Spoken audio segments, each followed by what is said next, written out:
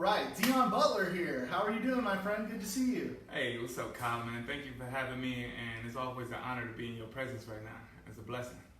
So I wanted to ask you a little bit about some stuff I've seen posted on your social media lately. You've been posting about this guy, Patrick Wimberly, running for mayor in a town in Michigan. What can you tell me about that? Actually, Inkster, Michigan, yes. Patrick is one of my role models, a good person. I'm not into the politics, but he had my vote 100%. We're sitting here in Pittsburgh, Pennsylvania. You live here, obviously. Can you tell me a little bit about why you're interested in Michigan politics, where you're from? I'm from Detroit, Michigan, but I was raised in Inkster, Michigan. Inkster adopted me. I went to Inkster High School, and that was pretty much the heart and where I'm from. Gotcha. So, how do you know Patrick? Why do you think he's going to be a good fit for mayor of Inkster? So, thank you for asking. That's a great question. I know Patrick, we go way back, family, close family. But me and Patrick grew a relationship in high school. He was on if I'm not mistaken, I don't want to be wrong about this, the committee with transportation, and he did a really good job. A little bit about Inkster High is around 2006, 2007, it was a horrible high school. Great place. It's hard to describe what it's like. You can't compare it, but it was a lot of intention. I mean, when you grew up in Michigan, you grew up in Inkster, and again, it's similar, just like Detroit. When you grew up in Inkster and you go to Inkster High School, you pretty much, it's a lot of opportunity with, not that much, a lot of people don't get a lot of chances out there. Yeah. And Patrick Wimberly, I was lucky to have him as a role model. A little bit about how we actually bonded was, it was this Inkster versus Detroit fight.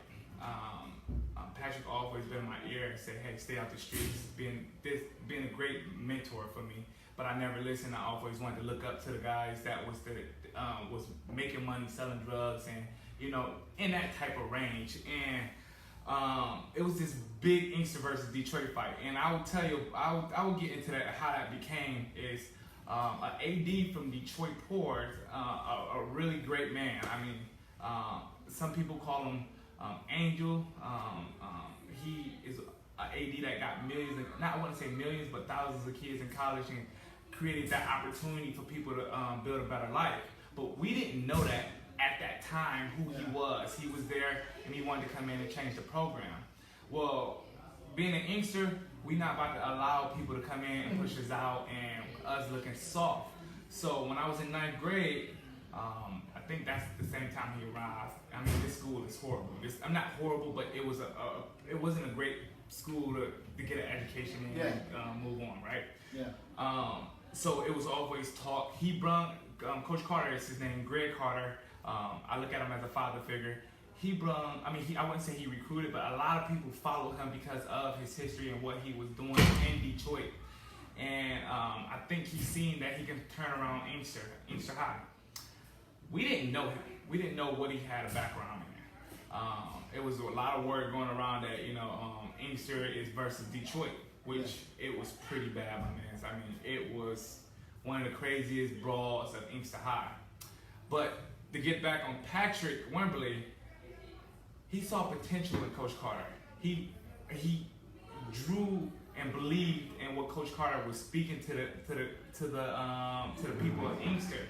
Even though the youth and the athletes and everybody else didn't buy into it, Patrick bought into it. And remind you, Patrick been in Inkster all his life. He's one of the best, and people have respect for him. So Patrick believed in what Coach Carter's dream was, and he saw the visual.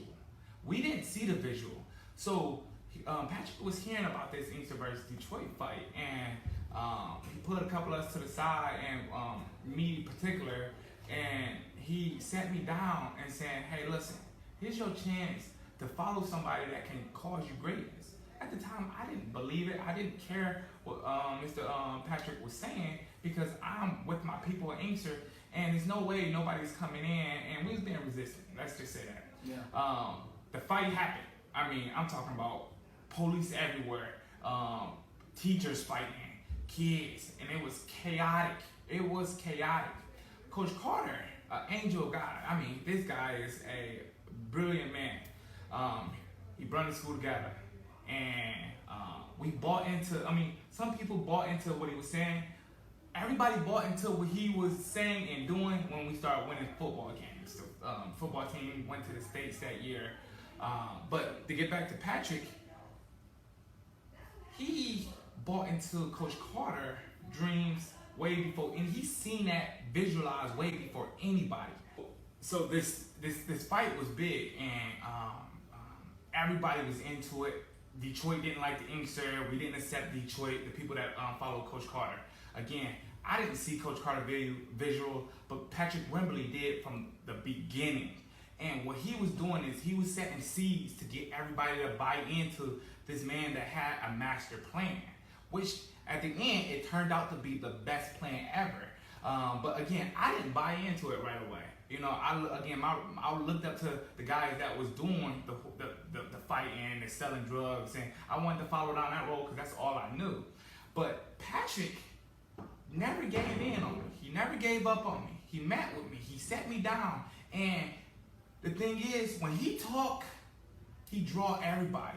So it's like he brightened up the room as soon as he walked in. So people believed in Patrick, even though he was over transportation.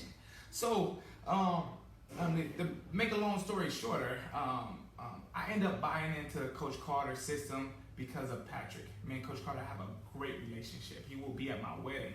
That's how much I love this guy. But if it wasn't for Patrick not giving up on me and not showing me the ropes of the dreams and how to follow a leader and how to be somebody, I think I wouldn't, at that moment, I wouldn't be this guy who I am today. Yeah, you're somebody that I've always known as you were a major college athlete, famous for a play where you went to the ESPYs. You've been a professional athlete in the NFL for the Detroit Lions, and now you're somebody who works in a nonprofit field, gives back, mentors kids who need a role model like yourself. Do you think you would have been on that life trajectory if it wasn't for your interactions with Mr. Wimberly? Absolutely not. And that's all facts. When you come from nothing, everything that seems like something is big. So it's like a fish in a fish jar. You know, you think this fish jar is really amazing until you get a bigger fish jar. Patrick caused me to look at good people, have good people in my life. I based everything off what he was saying when I was younger, and to this day it comes true. Everything that he spoke to me in high school made it true. So, and he still continued to doing that. So that's why I feel like he's a great fit for mayor, because if he can't buy and see these goals and these dreams and his vision for a high school, imagine what he can do for a city. And Inkster is on the come up. Don't get me wrong. Right now, it's at a good point, but it needs that extra push, that extra visual, a person that can be dedicated and continue to believe in his people. And he never left. He never left, and he never gave up.